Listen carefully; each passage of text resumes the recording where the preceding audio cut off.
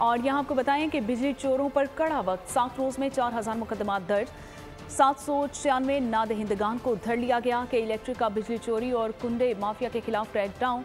तर्जुमान के मुताबिक 196 FIR दर्ज और हैदराबाद में भी 281 मुकदमात में 29 बिजली चोर गिरफ्तार हो चुके हैं, जबकि 4,57,71,000 का जुर्माना आयद किया गया है। लेस्को रीजन में 370 कनेक्शंस बिजली चोरी में मुलविस पाए गए हैं। 205 FIRs रजिस्टर्ड हो चुकी हैं। 9 मुलजिमान गिरफ्तार कर लिए गए हैं। पेशावर में 900 से जायद कुंडे हटा दिए गए हैं।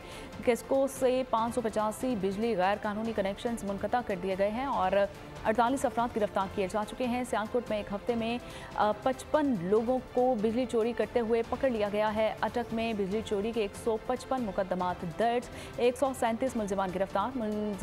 मुल्तान में 300 घर बगैर मीटर बिजली इस्तेमाल करते हुए पकड़े गए। अगर आपको ये वीडियो पसंद आई है तो हमारे चैनल को सब्सक्राइब कीजिए और बेल आइकन को प्रेस कीजिए। सब्सक्राइब करें और बेल दबाएं ताकि कोई खबर रह न जाए।